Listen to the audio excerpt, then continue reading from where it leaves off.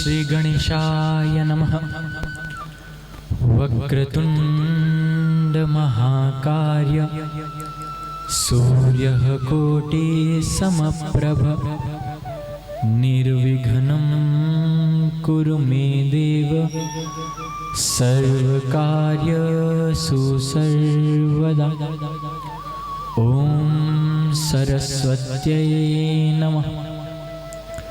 शुक्लां ब्रह्म विचारसार परमं आद्यं जगदः व्यापिनी वीणा पुस्तकधारिणीम् अभयदां जाढ्यान्धः कारापहं हस्ते स्फाटिकमालिकां विदधन्तीं पद्मासने संस्थितां वन्दे ता परमेश्वरी भगवती बुद्धिं प्रदां शारदां सच्चिदानन्दरूपाय विश्वोत्पत्त्यादिहेतवे तापत्रय विनाशाय श्रीकृष्णाय वयं नमः। ब्रह्माण्ड मुरारिस्त्रिपुरान्तकारी भानु शशि भूमिसुतो बुधश्च गुरुश्च शुक्रश्च शनिराह कैतौ सर्वे ग्रहान् शान्तिर्भवन्तु। ओम भौम भौमाय नमः। ओम नवग्रहदेवाय नमः। ओम षोडशमातृकाभ्यां नमः। ओम सप्तऋषिदेवाय नमः। ओम दुर्गास्वरूपिणे माकरण्ये नमः। ओम पितृदेवताय नमः। ओम कुलदेवताय नमः। ओम सुखदेवाभ्यां नमः। ओम व्यासाय नमः। ओम सूताय नमः। ओम सर्वेभ्यो देवेभ्यो ऋषिभ्यो नमो नमः।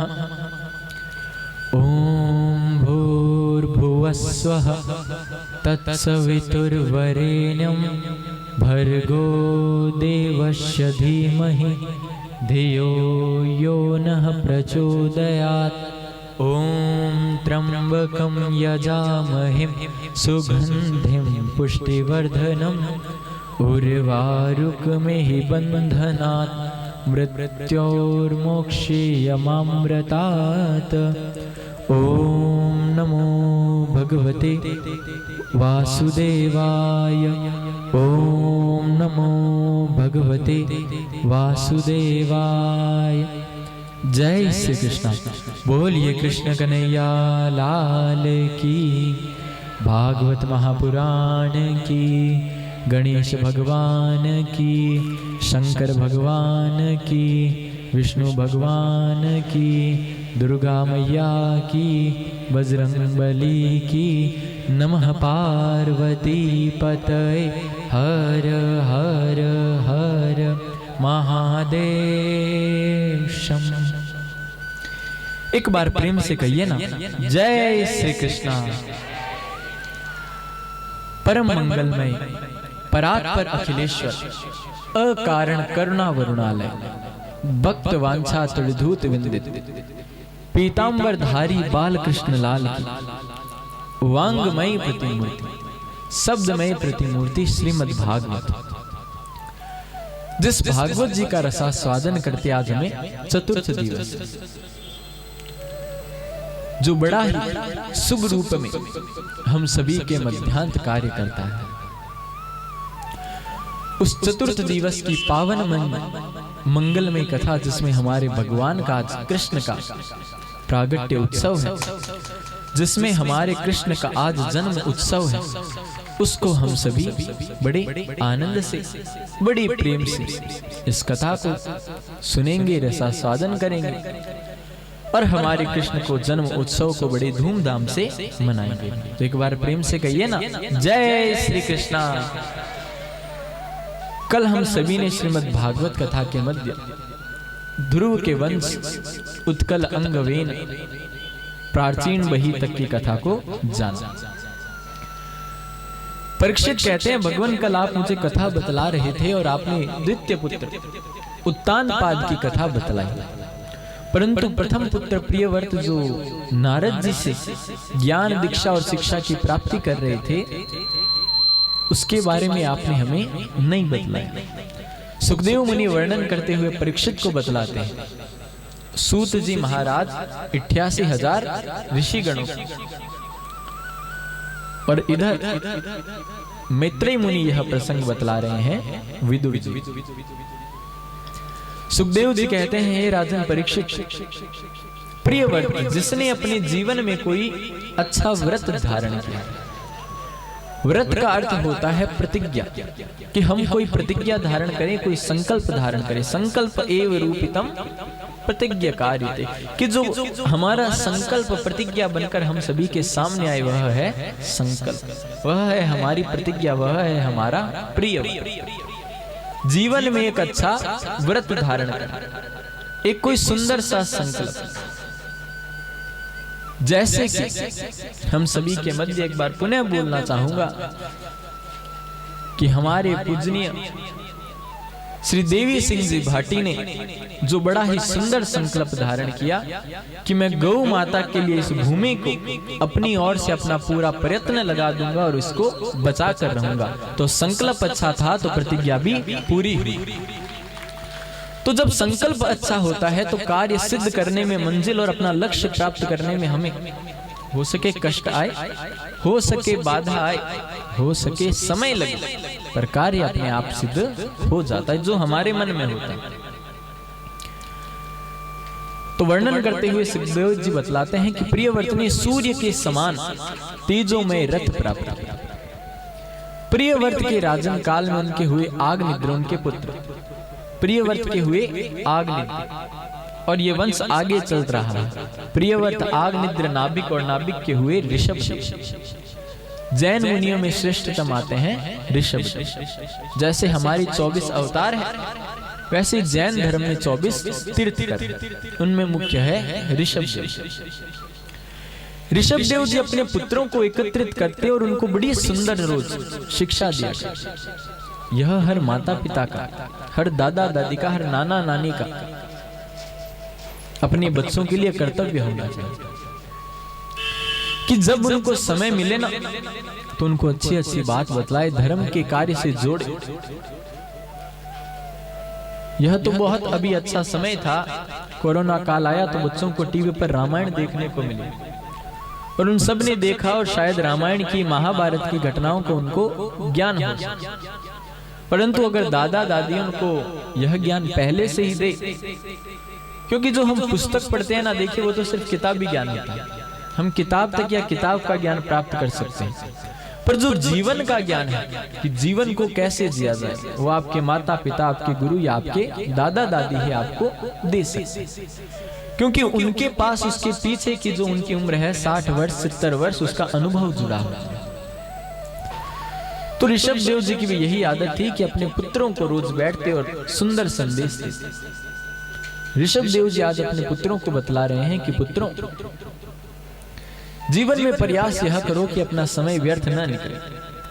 हरि नाम के बिना, कृष्ण नाम के बिना मेरा एक क्षण भी न जाए। श्वास श्वास पर कृष्ण भजी, वृथा श्वास जनि खोय, ना जाने या श्वास की आवन होए ना हो। और दूसरी बात की जो तुम भगवान को प्रसाद चढ़ाओ ना पुत्र, वो गलती से भी तुम्हारे चरणों में ना, तुम्हारे पैरों में ना, और गलती से आ जाए तो उससे माफी मांग लो, उसके प्रणाम करो। और तीसरी बात, तुम ये जो जीवन जी रहे हो ये पुत्रों जीवन नहीं है, तुम्हारा जीवन का कार्य यही है। तुम सुबह उठते हो, रोज का अपना नित्य कर्म वो किया, फिर कमाने को लग गए, ये जो तुम्हारा काम है उसमें लग गए, शाम को आए भोजन किया, रात्रि को फिर सो गए। यानी जो हमारी दिनचर्या है उसको हमने कायम तो रखा है, बनाकर तो रखा है, परंतु उसमें भगवान के नाम को हमने स्थान नहीं। हमारे जीवन में मैं ये नहीं कह रहा कि अगर आप भगवान का नाम ले लोगे, आप भागवत सुन लोगे, बड़ी गौर से सुनिएगा कि मैं ये नहीं कह रहा कि आप भगवान का नाम लोगे, रामायण पढ़ोगे, गीता पढ़ोगे तो आपके जीवन में दुख नहीं आएगा। दुख तो आएगा, कष्ट तो आएगा। देखिए, हम जब रोड पे जाते हैं ना, सफर करते हैं, तो एक तो मान लीजिए आप कोई साधारण वाहन टैक्सी में बैठे हैं और उसमें से आप उस रोड पर जाते हैं, तो आपने देखा होगा स्पीड ब्रेकर होते हैं, वो बीच में बने आते हैं ना खड्डे टाइप के, जिनसे गाड़ी धीरे गुजरती। तो अगर आप टैक्सी में जाओगे ना तो आपको धक्के थोड़े तेज लगेंगे, और वैसा ही अगर आप कार में बैठकर उसके ऊपर से गुजरोगे तो वो धक्के आपको महसूस नहीं होंगे। उसी प्रकार भक्ति है कि जीवन में कष्ट तो आएंगे, बाधाएं तो आएंगी, पर भक्ति आपको उनके ऊपर से ऐसे निकाल देगी जैसे कभी बाधाएं आपके बीच में थी ही नहीं। यही भक्ति का काम है। तो हमें भक्ति इसलिए नहीं करनी या भगवान का नाम इसलिए नहीं देना कि मेरा मोक्ष हो जाए, क्योंकि मैंने आपको पहले भी बताया था कि व्यक्ति की इच्छाएं तो मरने के बाद भी खत्म नहीं होती, मरने के बाद भी उसको स्वर्ग चाहिए। तो उन इच्छाओं की समाप्ति तो ना हो, पर मन ही मन में हम धीरे धीरे उनको कम कर लें। पुत्रों, ये काम तुम कर सकते हो। ऋषभ देव जी अपने पुत्रों को ज्ञान दे रहे हैं। पुत्रों को सुंदर ज्ञान मिला। 89 पुत्र उसमें से उसी समय विरक्त हो गए, और 9 पुत्र कवि, हरि, अंतरिक्ष, पीपलायन, अविहोत्र, द्रुमिल, चम्मस्कर, भाजन और प्रबुद्ध, ये बन गए 9 योगेश्वर। और जो एक पुत्र था बड़ा ही बड़ा, जिसका नाम था भरत, भरत को उन्होंने राजपाट संभालने के लिए राज्य अभिषिक्त कर दिया कि तुम राजा बनो। भरत ने कई समय तक राज्य किया, फिर उसने कहा मेरे पिता तो इतने ज्ञानी थे, इतने ज्ञानवान थे, और मैं अब भी इन राजपाट के कार्यों में लगा हूं। तो अपने पुत्र सुमति को बैठा दिया राजगद्दी पर, और खुद पहुंच गए दामोदर कुंड, गंडकी नदी के यहाँ। उस दामोदर कुंड का और इस नदी का देखिए यह पावन कार्य है कि जो हम घर में शालिग्राम जी पूजते हैं ना, इनकी उत्पत्ति वहां पर हो। और एक ग्रंथ में आपको बताऊं, वर्णन आया है कि शालिग्राम जी होते हैं ना, स्त्री को कभी उनको स्पर्श नहीं करना चाहिए, स्त्री उनकी पूजा नहीं कर सकती, यह वर्णन आया है। अब देखा कीजिए कि जब वो गंडकी जो नदी है उसमें आप तुलसी का पत्ता ले जाकर ऊपर फेंकें, नीचे से एक पत्थर आएगा और उसको अपने ऊपर स्पर्श करके नीचे ले जाए, वहीं से होता है शालिग्राम जी का प्रादुर्भाव, जो हमारे घर में हम सभी पूजते हैं। उसके मध्य में जाकर गले तक पानी में रहकर तपस्या करनी श्री भरत जी ने शुरू कर दी। बड़ी आराम से तपस्या की, यहां तक पानी। जल के अंदर तपस्या करने से, मंत्र का जाप करने से हमारा जो मंत्र है वह सिद्ध हो जाता है, चाहे आप भी स्वयं भी करके देखिए। तो उन्होंने वह की, परंतु देखिए वह जिस समय तपस्या कर रहे थे तो उन्होंने एक दृश्य देखा कि सामने से एक हिरणी दौड़ती हुई आ रही, और जो हिरणी थी वो गर्भवती थी। उसके पीछे पीछे दौड़ा आ रहा था एक शेर। तो अपने गर्भ को बचाने के लिए हिरणी ने उस कुंड के ऊपर से छलांग लगाने की कोशिश की, और उसने छलांग भी लगा दी, परंतु दूसरी ओर वह जैसे ही पहुंची, प्रसव पीड़ा के कारण उसकी वहां पर मृत्यु हो गई। पर उसका जो गर्भ था, जो संतान थी, उसने उसी जल के बीच में जन्म ले लिया। भरत जी ने देखा कि अगर मैंने इसको नहीं बचाया तो ये जल में डूबकर मर जाएगा, तो मेरा पहला कर्तव्य यह है कि मैं इसको जाकर के बचाऊं। तो वह गए, उसको बाहर निकाला, बाहर निकाल कर लाए। पास में जो सूखे वृक्ष के पत्ते थे उनको जलाया, और उनको जला करके उस हिरण के बच्चों को उसके पास में रखा, ताकि उनको कुछ शांति मिले, उनको ठंड से राहत मिले। तो ठंड से उनको जैसे ही उसको थोड़ा थोड़ा राहत मिलने लगी, तो पास में से जाकर कुछ फल इत्यादि तोड़ कर लाए और उसको खिलाए। यहां तक तो कार्य ठीक था, पर हमारी आदत होती है कि अक्सर हम किसी व्यक्ति के मोह में फंस जाते हैं। प्रेम नहीं मारता, बल्कि उस व्यक्ति से की गया, उस व्यक्ति से जो हमारे द्वारा ममता की जाती है, या जो उस व्यक्ति से हमारा मोह किया जाता है, वह मृत्यु का कारण बनता है। मैं किसी के बिना जी नहीं सकता, यह है प्रेम। और मैं किसी के बिना जीवन जीने की कल्पना कर ही नहीं सकता, वो है ममता। प्रेम किसी व्यक्ति को आपके द्वारा हो सकता है, परंतु आपसे जो सच्चे प्रेम का परिचायक होता है वो होता ही है ममता।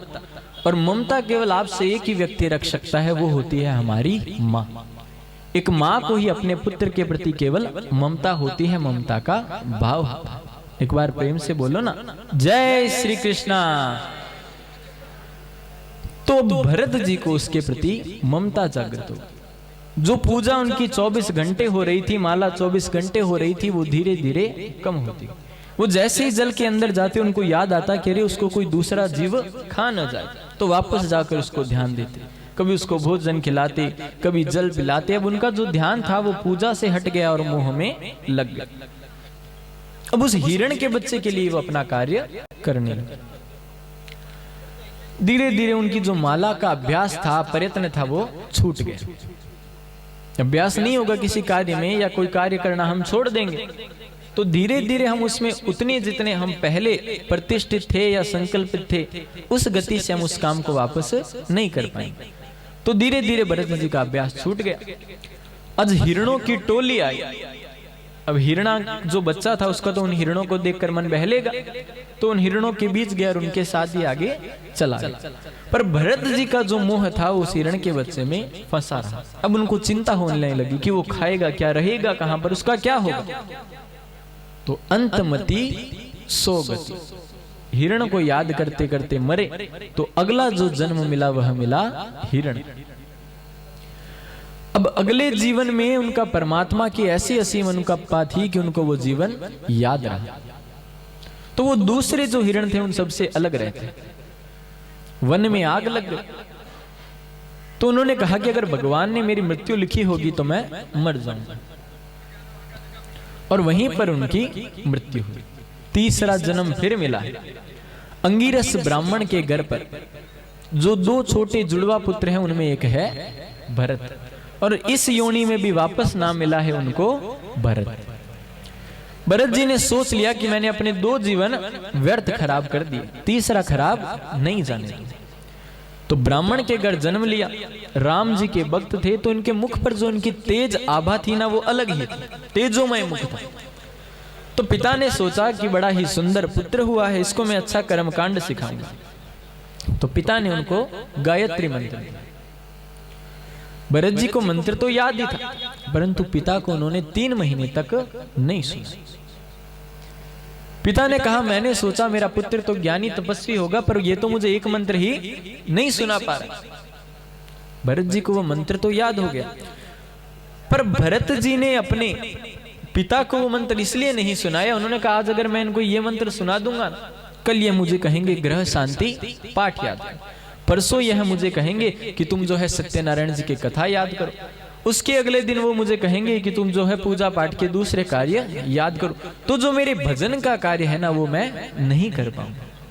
अगर कोई ब्राह्मण आपके घर आता है, अपना जो आपके घर में आके पूजा कर्म करता है ना, वह उसका कर्म कांड है, वो उसकी भक्ति नहीं। क्योंकि भगवान ने उस ब्राह्मण को इसीलिए बना करके भेजा है कि तेरा काम है सबके लिए कर्म कांड करना। और अगर कोई ब्राह्मण भिक्षा मांग रहा है तो अपना ब्राह्मणत्व नष्ट कर रहा है। ब्राह्मण को मुख से बोल करके कमाने का अधिकार है कि वह अपनी शिक्षा से कमाए, पर ब्राह्मण अगर किसी के आगे हाथ फैलाए तो अपना ब्राह्मणत्व नष्ट कर ले, वह फिर ब्राह्मण कहने का परिचायक नहीं। हमारी सनातन संस्कृति की शुरुआत में ही बतलाई गई कि वह अपने मस्तक पर शिखा रखे, मस्तक पर तिलक निकाले। पर आज के समय में कोई हमारे तिलक निकालने जाते हैं, पहले कहते हैं छोटा निकाल, पहले ही उसको सावधान कर देते हैं। तो जो भाग्य में मिलता है वो भी फिर छोटा ही मिलता है। यह आप अगर सांस्कृतिक दृष्टि से इसे न देखो, वैज्ञानिक दृष्टि से मानते हो, तो भी विज्ञान भी यह कहता है कि जिस स्थान पर आप तिलक लगाते हो उसको जब आप प्रेस करते हो, जब आप उसे दबाते हो, तो आपके मस्तक की सभी नाड़ियां खुल जाती हैं। सूर्य को अर्घ देने की भी यही परंपरा है कि आप धार्मिक उसकी इच्छा है मानो न मानो, पर विज्ञान कहता है कि जब हम सूर्य को अर्घ देते हैं और जल के बीच से जो सूर्य की रोशनी आती है वो मस्तक के कई रोगों को तैयार कर देती है। तो हमें अपनी संस्कृति को बचाना। मंदिर जाया कीजिए, तिलक लगाया कीजिए, सूर्य को अर्घ्य दिया कीजिए। गाय जो हमारा सबसे श्रेष्ठ परमात्मा का ही रूप है, उसके लिए जो प्रयत्न हो सके आप करने का प्रयास करो। प्रेम से बोलो ना एक बार, जय श्री कृष्णा। तो भरत ने उनको यह नहीं सुना। इसके पश्चात आगे सुंदर वर्णन आता है कि पिता ने कहा यह तो भक्ति और कुछ नहीं सीखेगा, कर्म कांड नहीं करेगा। तो उन्होंने उसके पुत्र की चिंता करते करते वो मर गए। अब जो भाई थे उन्होंने भरत के साथ में अच्छा व्यवहार नहीं किया। जो घर में खाना बचता वो भरत को दे देते, पर जिस पर भगवान की कृपा होती है ना, उसके लिए वह भोजन भी सर्वश्रेष्ठ बन जाता है। जा पर कृपा राम की होई, ता पर कृपा करहि सब। पर अपना भरोसा विश्वास उस परमात्मा के प्रति होना अनिवार्य है। तो बड़े ही आनंद से भरत जी उस भोजन को भी पाते थे और वह हष्ट पुष्ट होते जा रहे। भाइयों ने कहा हम इतना अच्छा खाते हैं फिर भी हमारे कुछ नहीं हो रहा, और ये ऐसे ही फूल रहा है। तुलसी बीर व बाग की सिंचत ही मुरझाए, और राम भरोसे जो रहे पर्वत पर हरि आए। भगवान का भरोसा आवश्यक। तो भाइयों ने कहा ये कोई काम का तो है नहीं, हर समय पड़ा रहता है और कुछ काम नहीं करता, ये तो जड़ है। तो नाम पड़ गया जड़ भरत। आज खेत में भेजा कि कम से कम जो खेत में तू खड़ा रहे और कोई पक्षी और आए ना तो उनको उड़ा देना, वो खेती को चुगे नहीं। पर भरत जी तो वहां पर जाकर चिड़ियों को, कबूतरों को और बुलाने लगे, आओ आओ री चिड़ियों चुगो चुगोरी खेत, राम जी री रोटी राम जीरो खेत। उनको और बुलाने लगे। अगले दिन भाई गए, भाइयों ने देखा अरे कल तो खेती थी और आज तो यहाँ पे कुछ भी नहीं। तो भाइयों ने कहा यह काम का नहीं, और लात मार के उसको घर से निकाल दिया। अब जड़ भरत जी रास्ते में चलते जा रहे हैं, हष्ट पुष्ट शरीर। तो डाकुओं ने कहा आज हमें बलि देने के लिए अच्छा व्यक्ति मिल गया। मां काली के सामने जैसे ही जड़ भरत को बलि देने को तैयार हुए, मां काली स्वयं प्रकट होकर आई और अपने भक्त को बचाया। जड़ भरत जी मन में बस वही है अब कि मुझे भजन करना है, किसी से कोई मतलब नहीं रखना। जड़ भरत की उम्र हो गई आज 40 वर्ष, 40 बसंत उन्होंने पूर्ण की। सामने से आ रहा था सिंध देश का नरेश, राजा रहुगण। अपने ऊपर अभिमान है, थोड़ा घमंड है। तो अपने ऊपर उस अभिमान को लेकर वह 4 कहारों को, पालथी चलती थी उस समय, राजा पालथी में बैठकर जाते थे, तो वो पालथी में सवार हुआ 4 कहार पालथी को उठाकर जा रहे थे कि एक कहार की तबीयत जो थी वो बीच में खराब हो। तो राजा ने कहा हमारा राज्य है, किसी को भी बोल दो कि राजा की सेवा करने का। ठीक है। और सामने से आते दिख गए भरत जी। तो भरत जी को उन्होंने कहा भाई राजा है तो जोतनी तो पड़ेगी। सो आगे उसका एक कहार बन गए जड़ भरत। अब आगे आगे चल रहे हैं। अब जड़ भरत जी की क्या आदत है कि ये जब चलते हैं तो आगे 5 कदम देखकर चलते हैं कि कहीं पैरों में कोई छोटे से छोटा कीट भी न आ जाए। अब 3 सही चले और एक व्यक्ति कूद कर चले तो वो पालथी संतुलन में थोड़ी चलेगी, वो तो हिलेगी। कि कोई छोटा जीव दिखा कि उन्होंने छलांग लगा तो वो जो थी वह ऊपर हुई, और जैसे ही ऊपर हुई कि राजा के सिर में चोट लगी। राजा ने कहा भाई कौन है? तो तीनों कहारों ने कहा हम तो सही चल रहे, ये जो चौथे वाला है ये कूद कूद के चल रहा है। तो राजा ने कहा तुम्हें पालथी चलानी नहीं आती, सही से चला। फिर चले। फिर 2 कदम पर कोई जीव आया, भरत जी तो फिर कूदे कि वो पालथी से जो है उनका सिर टकराया राजा का, तो राजा को फिर चोट लगी। राजा ने कहा केवल मोटा ताजा शरीर ही किया है और कुछ तुम्हें जानकारी है या नहीं? मोटे ताजे हो रखे हो केवल। भरत जी फिर भी कुछ नहीं। तीसरी बार राजा का जब सिर टकराया तो राजा ने कहा पालथी रोको, तुम मुझे लगते हो जीवित ही मृत्यु के समान हो, या तुम जीवित हो या मरे हुए हो। ये क्या तात्पर्य है? मैं तुम्हें 3 बार समझा चुका हूं, फिर भी तुम समझने को तैयार नहीं। तो भरत ने सोचा कि अगर मैं अब नहीं बोला ना तो लोग कहेंगे कि राजा रहुगण की। जिस भरत ने पालथी को जोता या जिस पालथी को चलाया वह व्यक्ति अज्ञानी का अज्ञानी रहे। जड़ भरत ने पीछे घूमकर बड़ा ही सुंदर जवाब दिया कि किमर्थ राजनम में, कि हे राजन, तुमने कहा पहली बार मुझे कि तुम्हें पालथी चलानी नहीं आती थी। तो राजन, जो व्यक्ति जो कार्य करता है ना उसको उसी कार्य का अभ्यास होता है। मैं कोई पालथी चलाने वाला नहीं जो मुझे पालथी चलानी आएगी।